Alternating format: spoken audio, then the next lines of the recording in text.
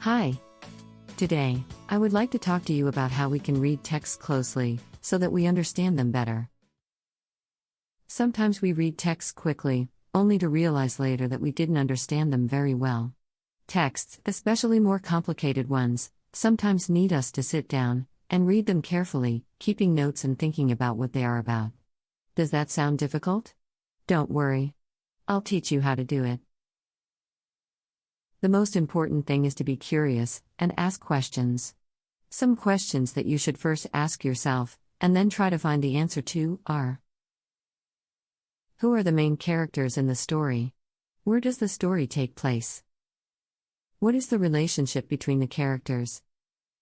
What are some words that I don't know the meaning of? Can I figure out the meaning from the context? Are there parts of the story I don't understand? What, or who, could help me understand them? What parts of the story do I find exciting? What parts of the story do I think are important?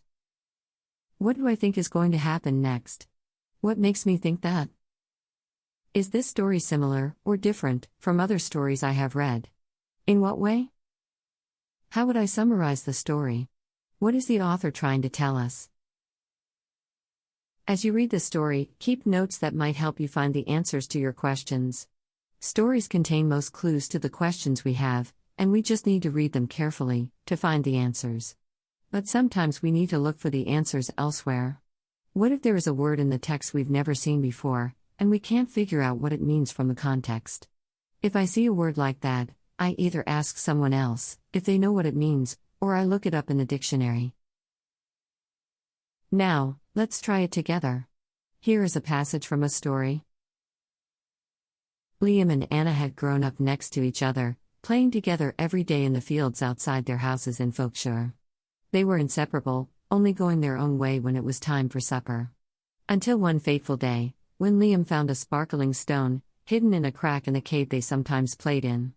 The stone looked like a diamond, and it enchanted Liam right away.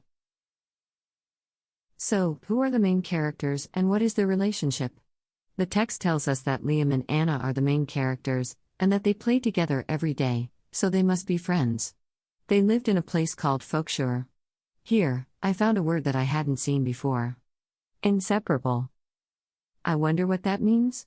If I read on, the text says that the two friends only went their own way when it was time for supper.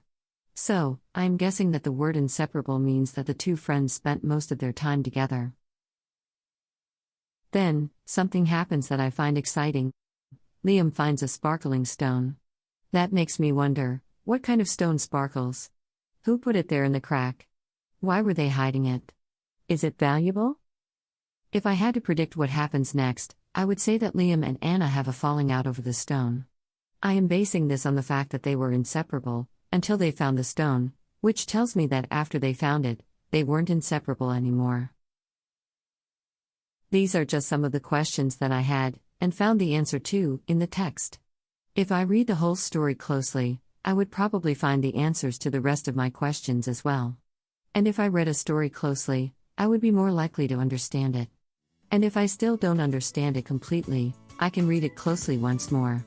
I am sure to find even more clues to my questions then. Have fun reading.